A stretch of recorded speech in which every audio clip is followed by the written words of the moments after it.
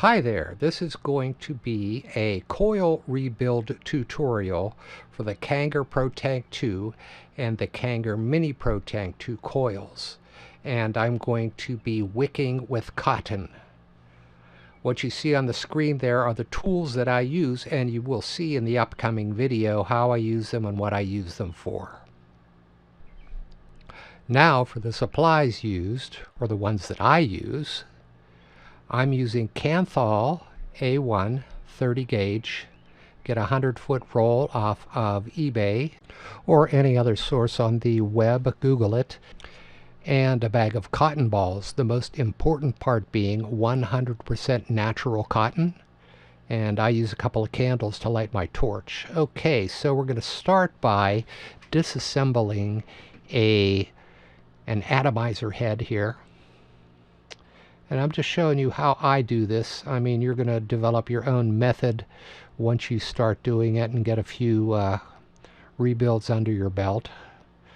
So the first thing I do is I get the coil exposed, and I'm going to run it under some warm water just to loosen up the juice, which helps not get it on your fingers and everything. So it's been run under the water. Now I'm going to show you how I take it apart. Starting with that little rubber washer on top. Now I'm going to pop the chimney out of there using a pair of pliers in each hand. It's easier for me to do it this way.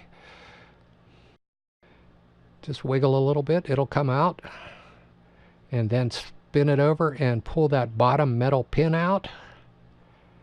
And at this point it's real easy to get the coil out of there. I use a set of stats. You can't see it there, but you'll be able to see it when you open yours up. And you pull out the nasty old dirty coil, toss it wherever you want to toss it, and then pull that little rubber plug out of the bottom, insulator or whatever it is. And we're going to get some Q-tips now and clean out the debris. Now this one's not really bad, but some of the ones I've done, those Q-tip heads get really black. So I think it's a good idea to get all the stuff out of there. And then you clean the top of the chimney that connects down there. You'll see where the dirt is. And that slot there, that's where my toothpick needs to fit. I'm wrapping around a 5/64 inch wooden toothpick.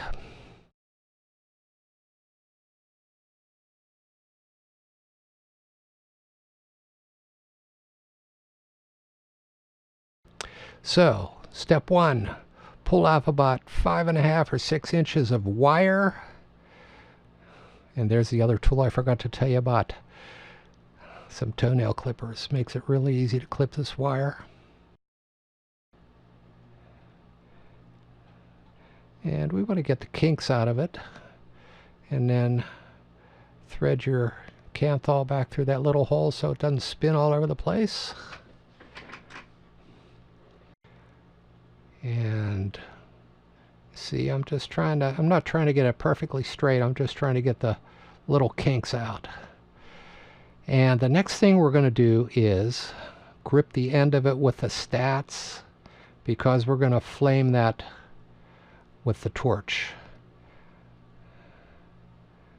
And I have the candle off to the side, and I keep that lit, so when I rebuild, I do like 10 or 15 at a time, and I'm constantly lighting and turning off the torch.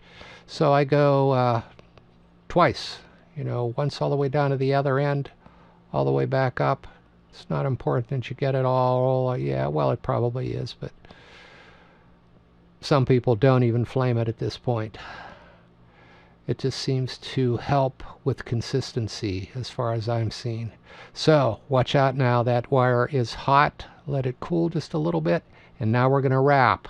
This is the tricky part for me. I want to get it in there, and we're going to do a 9 over the top and 8 on the bottom. So 1, 2, 3, 4, 5, 6, 7, 8, 9. Pull it up Yeah, okay. And then once again trying to get those kinks out of there. And the object for the way I do it is to get those really close together but not overlapping. You can see there after I've touched it up a little with wiggling it. So now we're going to flame that coil again. So light up your torch, make that thing get orange hot. Flip it over, do the other side. That's how I do it. And now watch out, those stat tips are going to be real hot. Let it cool. Drop it somewhere. And then put your toothpick back through. You're going to see this is really cool because the toothpick is going in that slot. So start by threading the long end down in and then the short. You don't want them to overlap. Push your toothpick down in there. Try to get the coil right in the center. That looks good. As you see, what's cool about this toothpick thing is it sticks in there. Makes it real easy. Now we're going to bend the short leg of that wire over, trying to get it to the... See, we want to use as little wire as possible. So I look down the hole and I bend it in the direction that's going to make it shortest. Now we get that little insulator, slip it over the long end, let it slide all the way down there. Now you got to wiggle that baby back in there. And this is an acquired skill. This took me a lot of work the first time I did it. But it's getting easier as it goes. And then tug on the long wire, pull it the opposite direction. Now we're going to get that little metal pin there, and we're going to put that in the bottom. Push it all the way in. Okay, turn it over, double check. You're good. Yeah, it's in the middle. No overlaps. Now, we're going to clip those ends off with a nail clipper. Try to get them as close as you can without nicking the rubber. Both sides. Have another look. Okay, now we're going to gently twist that toothpick out of there. Try to make sure that you don't disturb the centering of the coil. Now we're going to put it in a Kanger Protank 2 base, because we want to test this on something. And I'm using a Vamo V5 because it reads ohmage of the coil. You can use whatever you have that reads ohmage. If you need to get an ohmage reader, they've got them on eBay for coils. Yep, so that's a 2.2. And then what I do is I fire it twice, short in here. I don't know why, I just do it. I just want to make sure it lights. And now I'm going to recheck the ohmage, and yes, it dropped a bit, but I've seen that happen. So, I'm going to take it out of there, not worry about it now. So a 9/8 with that wire at that diameter usually gets me between 2.0 and 2.5, 2.6. Sometimes I'll get lucky, get a 1.9. So now we're going to get into cotton. So your cotton ball there, it's rolled. It's rolled like a little barrel, you see. So I try to find the beginning of that and pull it off a bit. And what I've noticed is that the cotton seems to be strong in one direction. You'll see when I do a tug on it. Yeah, that way. So that's the direction that we want to be putting through the coil. Like between my two thumbs, that direction's going to be going through the coil. So I use a pair of scissors and I just cut off a little, well, you'll see here. I clean it up a little bit, and I'm going to cut a triangle, really oblong triangle, you'll see.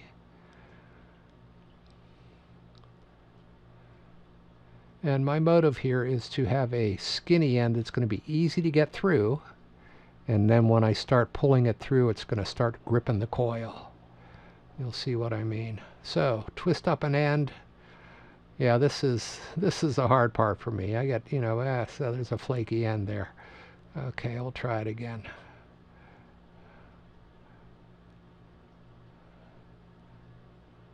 This seems to be hit or miss. I've never found a real predictable way to get a good strong. And then, that little hair sticking off the end, clip that off because that'll be a problem. And we're just going to thread that through. Yes. And then try and grab it on the other side. And it didn't want to go through, so I'm going to twist it again. This is all voiceover, by the way. I'm just watching myself do it and talking about it. It's a lot easier that way for me. Another clip. Clip that little single hair off the end.